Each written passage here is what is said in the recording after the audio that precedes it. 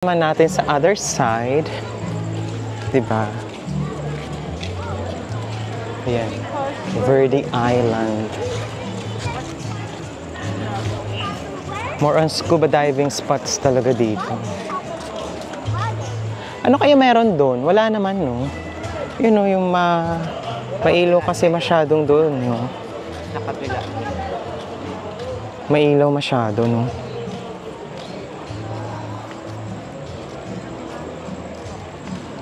By the way, guys, ilalagay ko yung link ng hotel sa Agoda para madali na lang sa inyo mag-book. So, sinasabi ko sa inyo, nasa other side siya ng White Beach ng Puerto Galera. Sabang Beach. Ito yung location na to. Yan.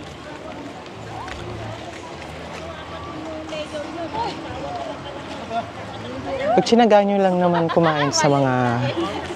So, pag-usapan naman natin yung pagdating naman sa mga hotels. I think marami ding hotels na nag-offer dito ng 20% off discount. And also, may discount din siya pag binook nyo siya sa Agoda.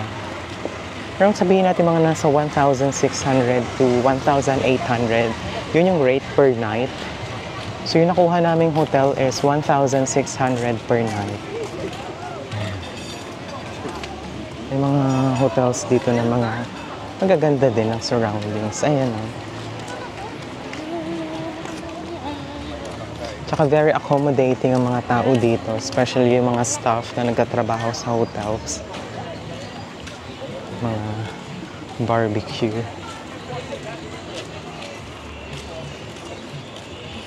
So, ganito ang nightlife dito. Hindi masyadong active. Siguro kasi hindi pa kami nakakapunta sa mga iba-ibang lugar dito. Dito lang kasi sa surroundings kung saan kami naka-stay sa hotel.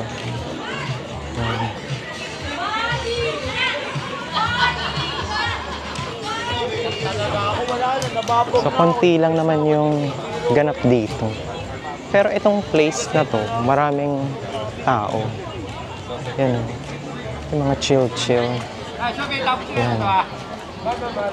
Nag-chill-chill dyan.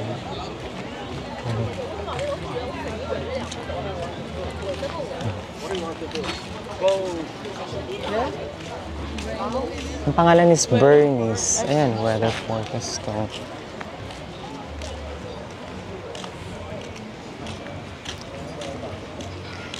Ayan na si Adjum namin. Snorkeling. Hingal tayo, Mi.